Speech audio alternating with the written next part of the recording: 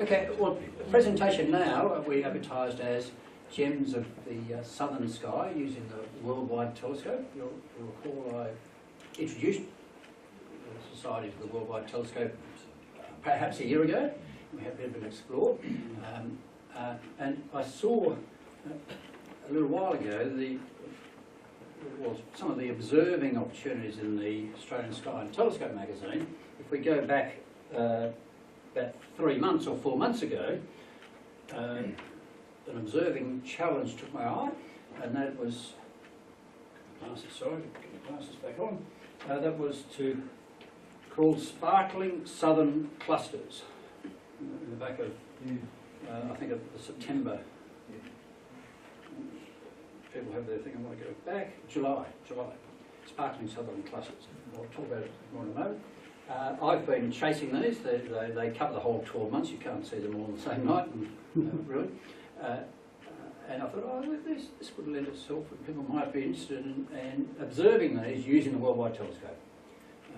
But a fair few clouds lately. It's been difficult to get out of. Has anyone actually taken up the challenge in that article to look at those? No? Well, let's do that tonight. And the way I'll run it is, well, as you may or may not remember, the Worldwide Telescope. I've got I haven't downloaded on this machine, but I found the online version, which is totally free, has a slightly better range of facilities, so I'll use the online version tonight. And the Worldwide Telescope.org, you'll recall, has an Explore section where you can explore work that's been done in a whole range of the NASA programs, and you can delve down into those programs and the imagery that they create.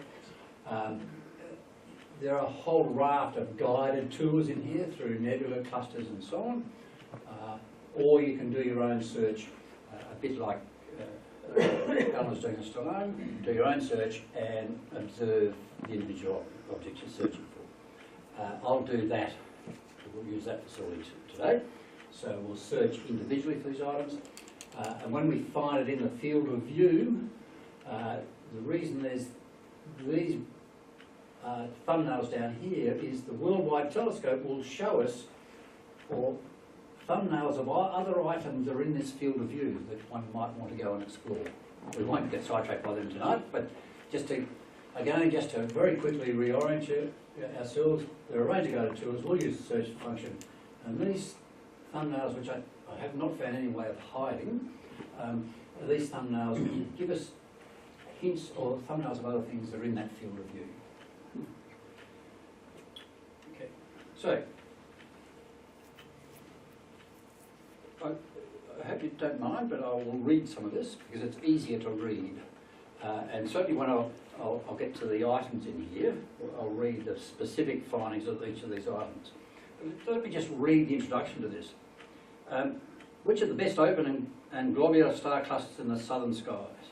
Whilst astronomers in the northern hemisphere have a Messier catalogue, we don't have a Messier catalogue down here because, of course, the northern hemisphere observers couldn't see the south back in the days of developing the Messier catalogue.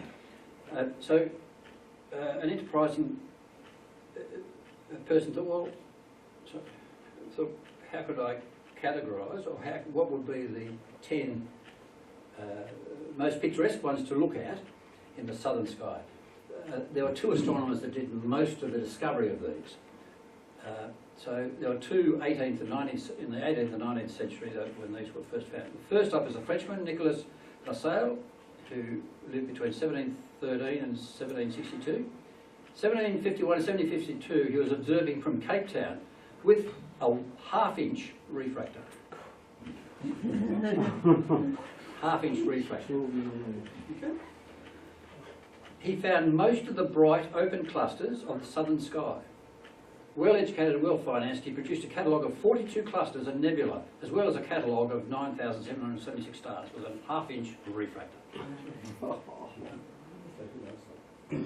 Which is the best scope? The scope you use the most. That was his best scope. That was his best scope. In contrast, Scotsman James Dunlop, you've probably all heard of Dunlop, he's certainly got a category 2, 1793 to 1848, was not well educated and could not afford a good telescope. Nevertheless, during 1826 he found most of the bright globular clusters in the southern sky. Observing from Hunter Street, Parramatta, New South Wales, with a homemade 9-inch speculum reflector, equivalent to a modern 150 millimetre reflector. Peter, the equipment size of yours, 150. So this was a 9-inch. The reflectivity of the specular mirror was so poor that 9-inch was really only as good as today's 5-inch. Dunlop produced a catalogue of 629 clusters of nebulae. Only 211 of these were subsequently spotted by John Herschel, who observed from the Cape between 1834 and 1838 using an 18-inch speculum. Half of Dunlop's 629 objects turned out to be faint double stars that he was unable to resolve with his poor quality homemade instrument. Never mind, he still found 300 odd. From LaSalle and Dunlop's list, we have selected 10 open clusters and 10 globular clusters that stand out for their sparkling beauty. The list includes objects which beginners will readily locate, as well as others of fainter magnitudes that are more difficult for intermediate to more advanced astronomers. So these are all within reach of a 5-inch reflector. All within reach of a 5-inch reflector. So anything of that size or bigger is going to find these. So they're all within our reach.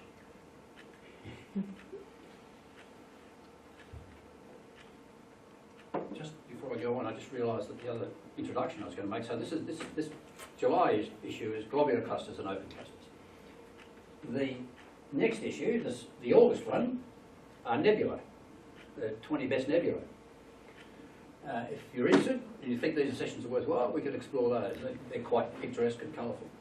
And then in the October one, the 20 best southern galaxies, which I've been slowly chasing down, and so there's a good lift. So there's some hidden gems in there, I think. So what we've now got is a list of these objects. Let's go and have a look at them. And let's just see the historical comments from the two early astronomers. First one is NGC 2477. NGC 2477. Does anyone know it? There are so many of those. It's so let's just get started. NGC. What did you say? 2477. And it'll give us a thumbnail across here of the object. If it's a 3-digit one, you'll find 4-digit ones in you too. So sometimes it's a bit hard to find. So let's pan to that item. And I think what we probably need to do, could we turn those? This is working online, so just give it a moment to find it. We can very quickly zoom in and out. Now, recall last time I spent a little bit of time talking about this worldwide telescope. This is actual imagery that you're seeing here. So these are the images taken from the all-sky surveys, digital surveys. So we're not seeing simulations here, we're seeing the actual stars as taken in the digital all-sky surveys. For some of the objects, we can then zoom in on Hubble images and so on. So and you'll see some of those. So this is our first open cluster. Discovered by LaSalle, this is a very rich magnitude 5.8 open cluster of faint stars with a line of brighter stars to the northeast. You may or may not. Of course, it always looks a little bit different. It always looks a little bit different to your naked eye.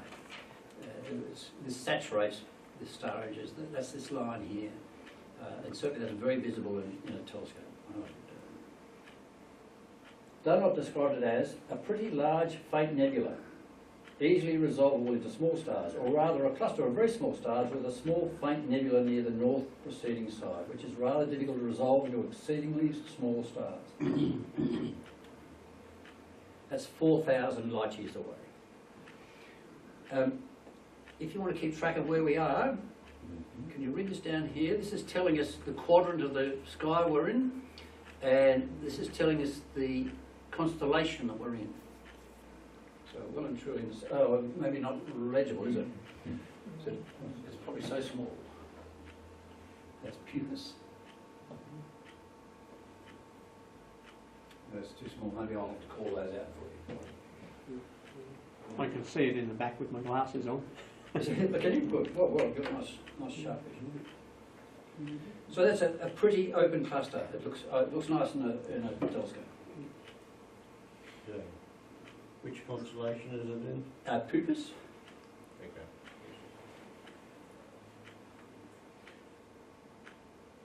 Okay. NGC 2516. We're going to hop around the sky a little bit.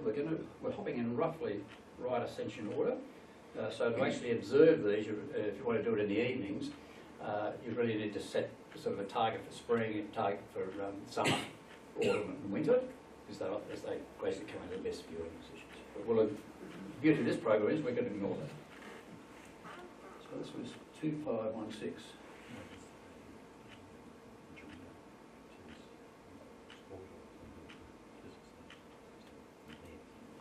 Let's zoom out. If you're quick, you might just see where we're going. Did you recognise that? Did Eta Carina before? Is that good? That'd be fast. Let's just go back a little bit broader field. This was discovered by LaSalle. Its bright, scattered stars are only 1,300 light years away and cover an area of 25 arc minutes. Magnitude 3.8, it is easily seen with the naked eye. At the foot of the Falls Cross. Dunlop described it as a very fine cluster, about 35 arc minutes in diameter. Many of the stars are the 6th and 7th magnitude. Figure through 20 by 80 binoculars, it looks somewhat like a camel with its legs towards the Falls Cross.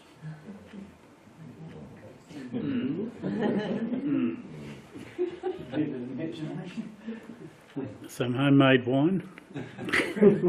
See, it does if you turn your head about that angle, you can just about see it. You can certainly, let's just go back. Do we know where we are now? That's it, sure. No, that's Eta Carina. Again, if you can read that, it's telling us, yeah, it tells us we're in Carina as a constellation. So that's certainly a pretty one through a scope, very pretty through binoculars.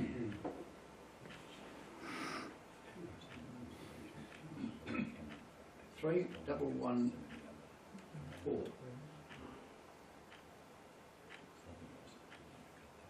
We made a mistake, didn't we?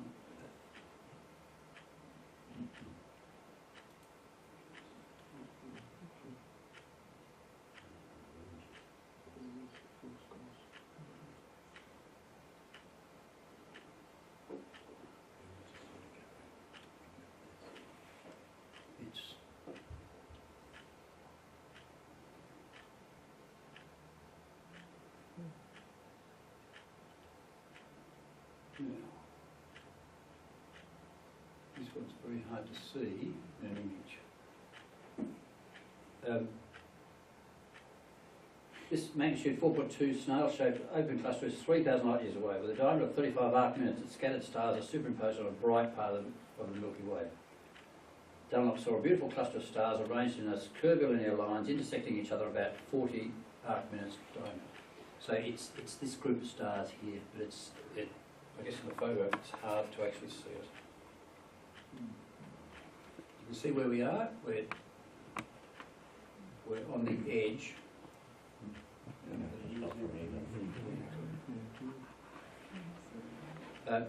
In fact, that's probably a better view. Yeah. That's a better view of it.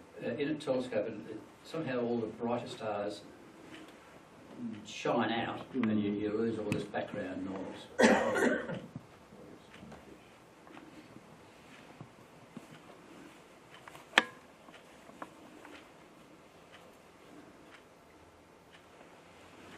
Probably seen it lots and lots of time and never knew its number. Yes. 3, 2, 9, Oh, 3. yeah. Another nice cluster next to the eagle. Now we're powering. Anyone that's looked anywhere in the vicinity of Eta Carina will know this one. And this one, this colour, because it's a photograph, also All Sky survey is coloured by all the gas and everything. But if you look through a telescope, that's what do you see, Phil? Blue and grey. Blue and bright blue-white stars, Yeah. twinkling stars, a jet black background. Yeah. Um, You don't, Yeah, I've seen that one. you don't really see the nebulosity, you see a bit of a glow, but that's about Yeah, it. that's Yeah, right. that's right.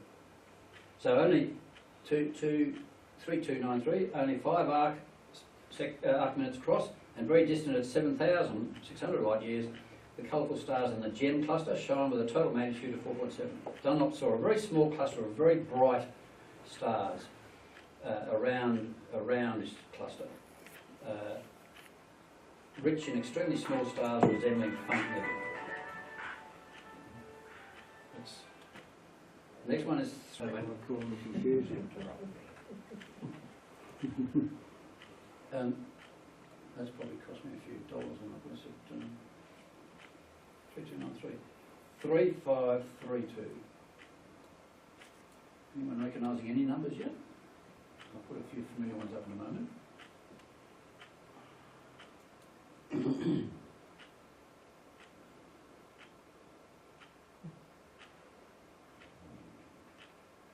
That's not updated.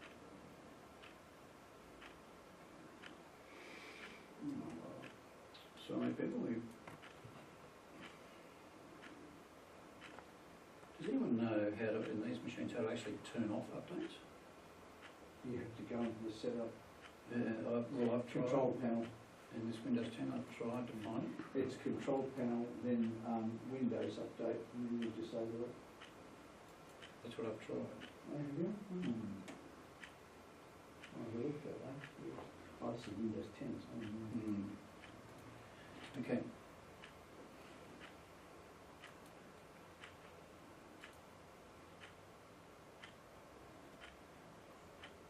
NGC 3532. See if you've managed to pause the update. I hope so.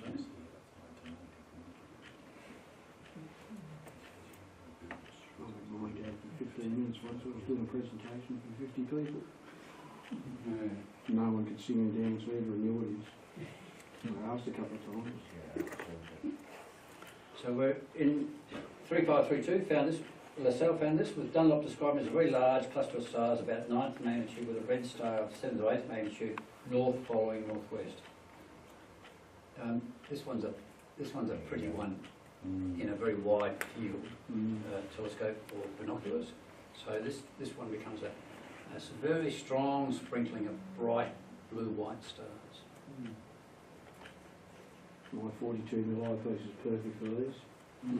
42 mil eyepiece is perfect. Vixen. NGC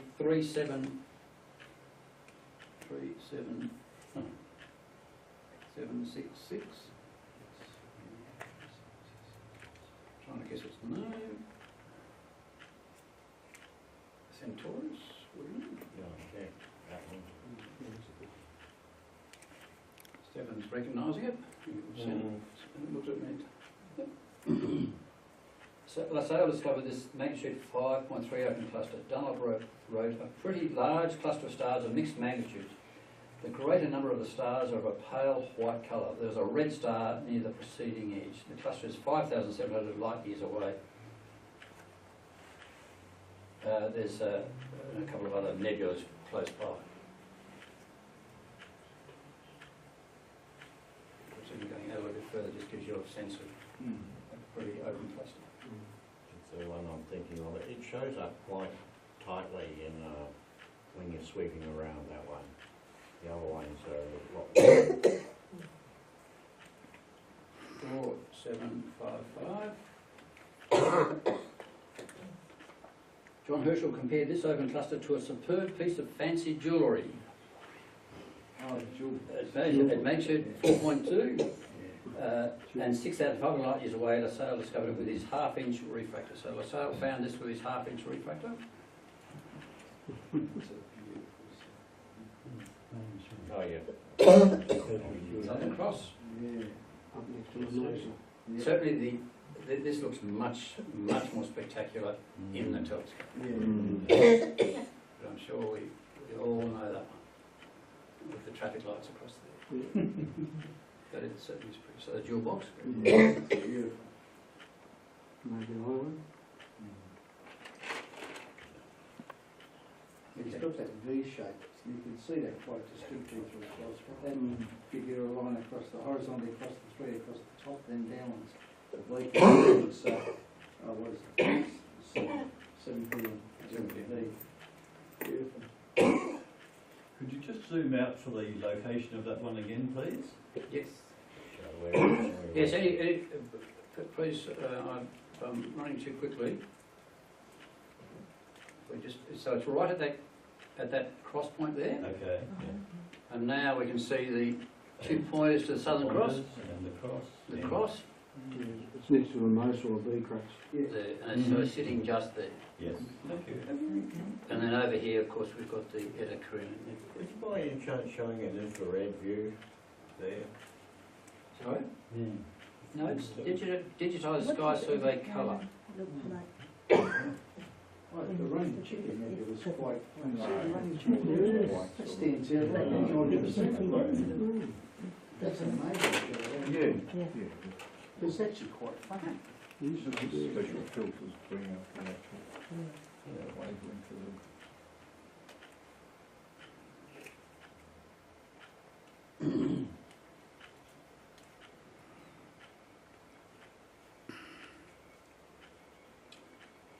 We're in Norman now. Dunlop discovered this open cluster, describing as a pretty large cluster of small stars of mixed magnitude, about 12 arc minutes in diameter. The stars are considerably aggregated towards the centre. You can see it there. That's 4,650 light years away. Okay. They're a group of open clusters. Now let's have a look at a group of globular clusters. And of course, we will know some of these as I type them up, won't we? Let's explore some NGC 104. NGC 104.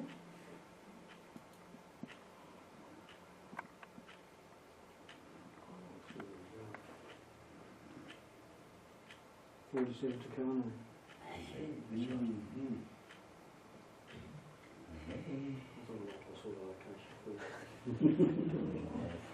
Know that one pretty well, Phil.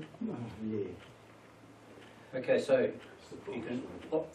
we can all see visually the difference between, say, those open clusters that we're looking at and this globular cluster. What's the core difference between the two? An open cluster is Fairly loose usually. loose open cluster of stars, all of pretty much the same age, all formed out of the same gas cloud. So a large gas cloud that is condensed into stars. Those stars are all in that location, and they will all be roughly the same age in an open cluster. Globular cluster. Here, the group of stars are much more condensed, are gravitationally bound together. They are gravitationally bound. Some of these we believe there are big black holes in the middle of. Some of these we believe that are around our Milky Way are the stripped off remnants of small galaxies that came too close to the Milky Way. But there are a number of theories about the formation of globular clusters. That's still science that's, I don't think, is totally resolved. So these are gravitationally bound clusters. Squillion of them. Sorry? There's a squillion. There are a lot of them. Yes, I quite enjoy chasing them. There are a lot of them. Surprising. They're under our nose too. A lot of them are under our nose. Sorry, someone else here? I was saying that the universe contains thousands upon hundreds of thousands of stars Yes. in that globular. 750,000 stars.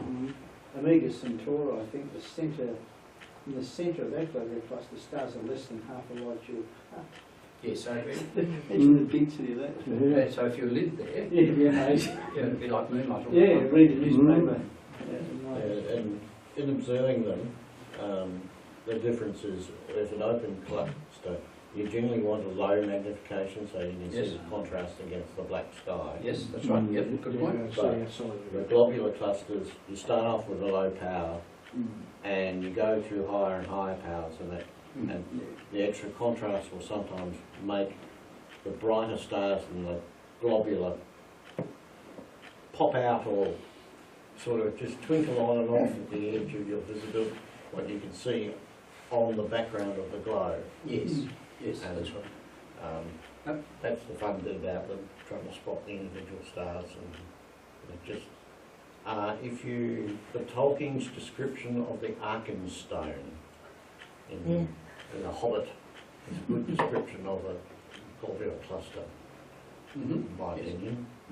I think Stefan's captured it well, and that's certainly what I said through it too. Mm. This is one of my favourites, it's not my favourite, but it's one of my favourite globular clusters. It's very bright on this one. This is very bright, yes.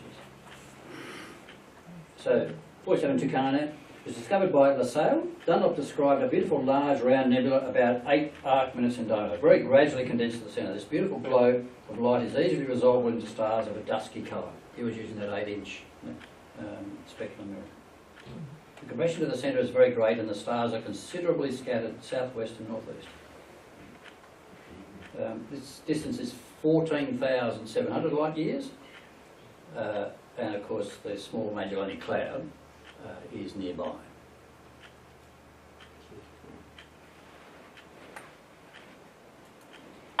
You can see as we duck right in here, it's only the things in the field of view is only the 47 Tucana. But if I zoom out, just giving it a moment, it's going to start telling me of other things that are in this field of view, most of which are then in the small Magellanic Cloud. But we won't get there tonight.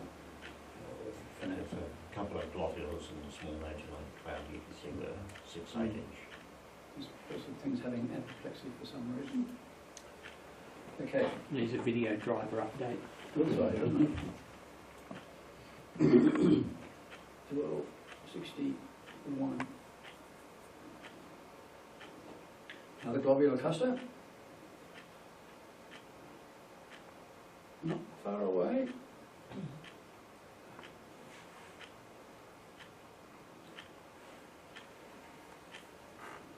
Exactly the same principle, just a little bit different. Horologium. Horologium?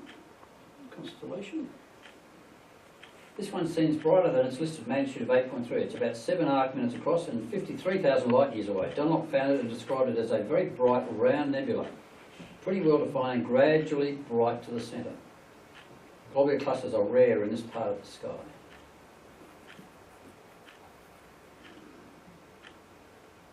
Is that the one in Pavo? No, we'll come to that one. Gee, I hope we make it through the night. No, this is in Horologium. Horologium. About 5 o'clock. Yes. Right, essentially. I can't read it.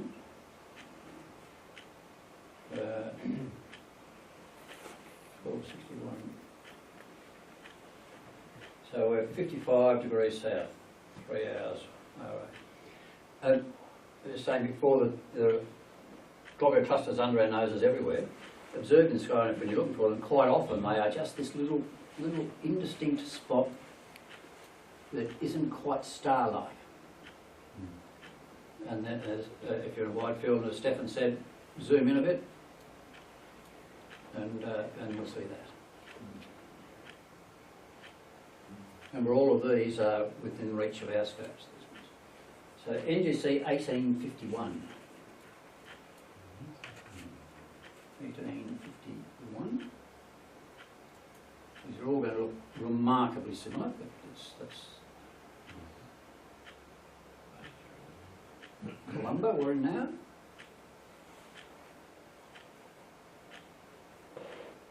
Very bright condensed set in this one. This gem is 39,000 light years away, magnitude 7.1 and 12 arc minutes in diameter. Dunlop described this superb globular cluster thus: an exceedingly bright, round, well-defined nebula, about 1.5 arc minutes in diameter, exceedingly condensed almost to the very margin. This is the brightest small nebula that I have seen. I tried several magnifying powers on this beautiful globe.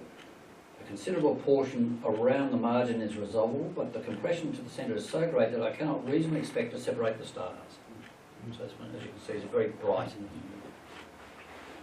What's the distance of that one, did you say, Steve? 39,000 light years away. If you're using the worldwide telescope and just searching this, and you want information about that item, if you right-click on the item, you get a bullseye and a bit more information. Globular cluster in Colombo, in its name, right ascension, alternate altitude. But down the useful information here, if I can, how do I get it come up? If I can just get that to come up, is this whole tool allows you to show the object is really just, will show any Hubble or other imagery of it.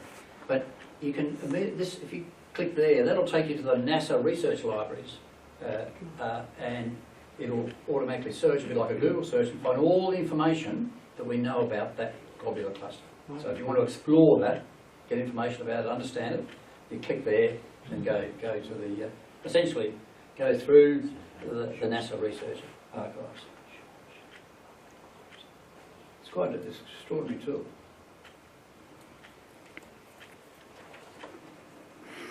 NGC 2808.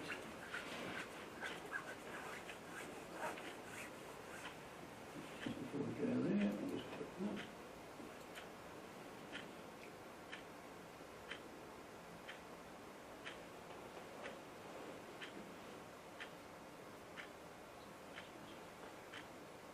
Nice where we went. Back into Carina. Back into Carina.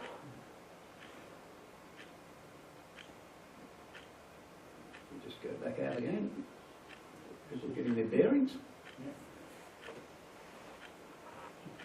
This one's in a much stronger star field. You could, pardon me, I was just going to say you could spend all night just around that one area of the sky. Easily. Well, you'd probably spend a week. A week, easily. You can do your whole observing through this tool.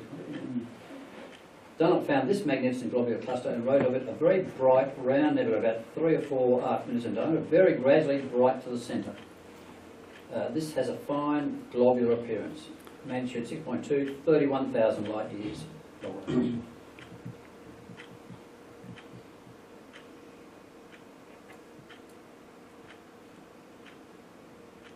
2, 1.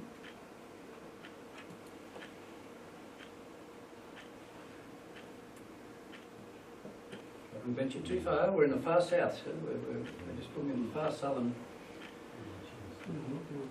So we're now in Vela. This is a pretty one. It's away from that red influence of the hydrogen influence of the other things. This globular cluster has a low concentration of stars. You're right. Is only 16,000 light years away, magnitude 6.9 and 20 arc minutes across. Dunlop found it, describing it as a pretty large, pretty bright, round nebula, very gradually condensed towards the centre, easily resolved into stars. The figure is rather irregular and the stars are considerably scattered on the south preceding side. The stars are also of slightly mixed magnitudes. Yes, through a telescope this is a pretty one because you, whereas with Tuck and Omega Centauri, the centre part really is burnt, is strongly glowing, and it's hard to actually get resolution of stars. This one resolves quite nicely.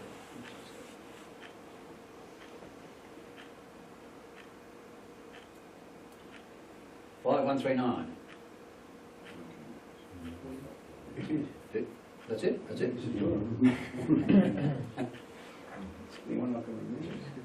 So this is our naked eye favourite. But a lot of people say it's their favourite one. Oof. Oof. Man. It's bright. Also known as Mega Centauri. Edmund Halley found this superb globular cluster from St Helena Island in the South Atlantic in 1677. Magnitude 4, 55 arc minutes in diameter, so it's virtually a degree in diameter. You don't, virtually a degree in diameter. Twice the size of the Twice the moon. moon, yeah. Twice the size of the moon. You don't sort of get, you lose track of that when you're looking at it. Mm. Twice the size of the moon. 17,000 light years away. Dunlop described it as a beautiful, large, bright, round nebula, about 10 or 12 arc minutes in diameter. So he obviously, even with an 80 specular mirror, there's a lot he couldn't see. You could only see that bright central condensed flame. It is a beautiful globe of stars, very gradually and moderately compressed to the centre. This is the largest bright nebula in the southern hemisphere, and the best in the world. Probably the most numerous too, wouldn't be surprised. The most, Numerous. it may well be, yes, and The very largest. it's the very largest, and this is certainly one where we believe there's a large black hole. That's black hole in the centre, yeah. Well, there's 1.1 million stars estimated in Okay. What, sorry? 1.1 million stars estimated in there.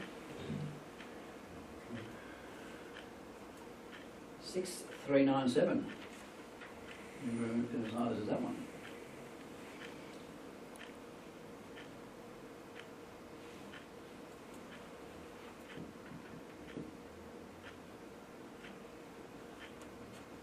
Just over the other side of Milky Way into Mara.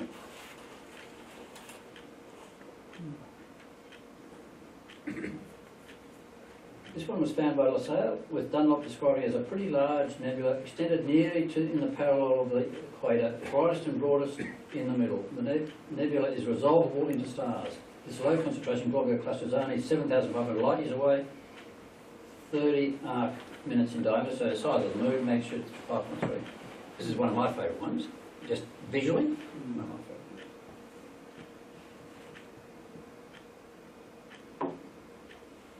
3 more to go. 6541.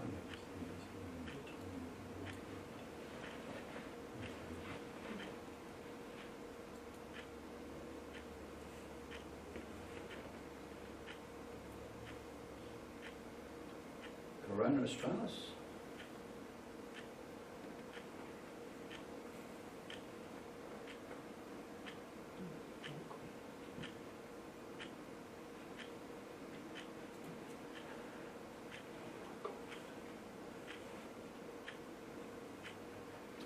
This has got just got a last number 2. This one was found by LaSalle, was Dunlop described. Oh no, sorry, 541. Niccolo Cariatore discovered this one on March 9th, 1829 from Palermo, Sicily, so he must have seen this right on the horizon. While searching for a comet, Dunlop independently discovered it in 1826. He saw a very bright, round, highly condensed nebula, about 3 arc minutes in diameter. He could resolve a considerable portion around the margin, but the compression was so great near the centre that it would require a very high power, as well as light, to separate the stars, he wrote. The stars are rather dusky, he wrote. It is 24,000 light years away, and its magnitude 6.3.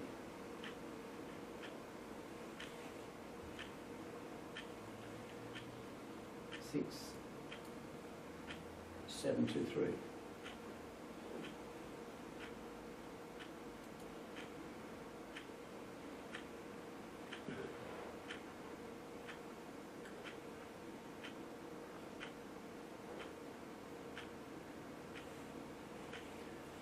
Sagittarius, room. This was discovered by Dunlop in 1826, 28,000 light years away, magnitude 6.8. Dunlop saw a beautiful, bright, round nebula about 3.5 arc minutes in diameter, moderately and gradually condensed at the centre. It is resolvable. The bluish colour of the stars which comprise it give it a very soft and pleasant appearance. This is rather difficult to resolve, although the condensation is not very great. Bluish, bright and dark nebula are nearby. So again, this photo has been covered by the... Yes, you can see some other things to explore around this one. Rather than do that, we'll just look at our very last one. And then 6, 7, 5, 2, 6, 7, 5, 2.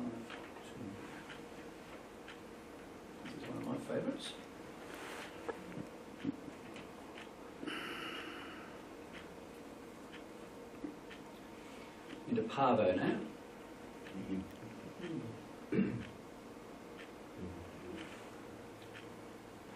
Dunlop also discovered this one, describing it as a pretty large and very bright nebula. Irregular round figure, easily resolved into a cluster of small stars, exceedingly compressed at the centre. The bright part of the centre is occasioned by a group of stars of considerable magnitude when compared with those of the nebula. I'm inclined to think that this may be two clusters in the same line. The bright part is a little south of the centre of the large nebula. This magnificent starfish-shaped magnitude 5.3 globular cluster is 13,000 light years away. In fact, I think this one's probably my favourite. It's easy to find. It's in Parvo and always high in the sky. High in the sky. In fact, this one is a good, easy hop to one of the best galaxies in the southern hemisphere. We're in Parvo. Does anyone know that spot? If I just go back out, if people, I can put the constellation on. So we're in Parvo, the Peacock, and that star there is Peacock, the star Peacock. And if we zoom back in, that star and these stars, I'll take those constellations off again.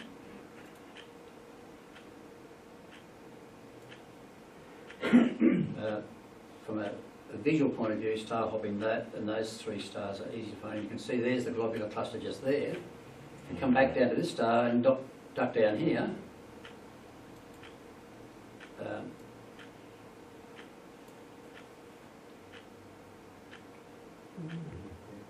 We see one of the better southern galaxies. And if I put the thing on it, so this is NGC 6744. Some people might recognise or see before. And that's sort of 5-inch telescopes and above. That's definitely resolvable into a round haze. And in moments of better seeing, you'll just start to get a hint that there are arms to it. If we just go back out, we can duck back up to there, which is the globular cluster that we were just looking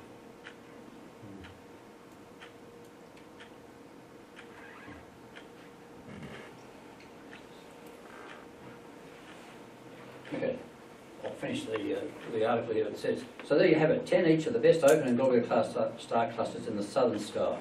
In subsequent articles, we'll provide similar lists of nebula and galaxies. Until then, we encourage you to get out the telescope and hunt them down.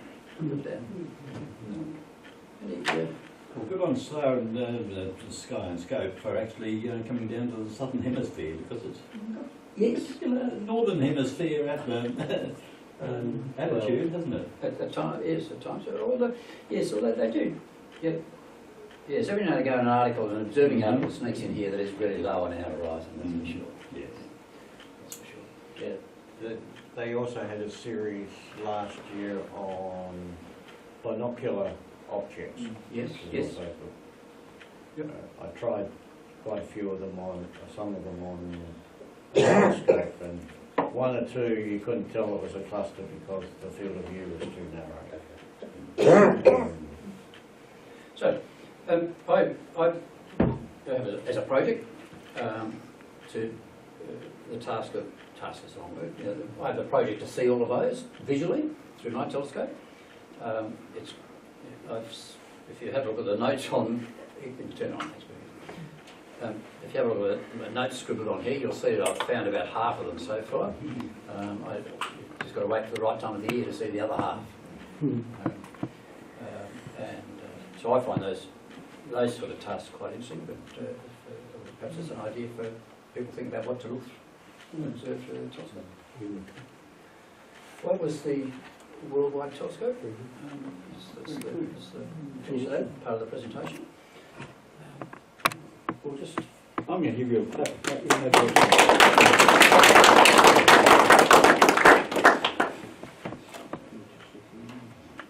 Time to move to a wrap up of things. just before we do go, future events, most important thing, and Peter has actually, has everyone managed to get a copy of Peter's little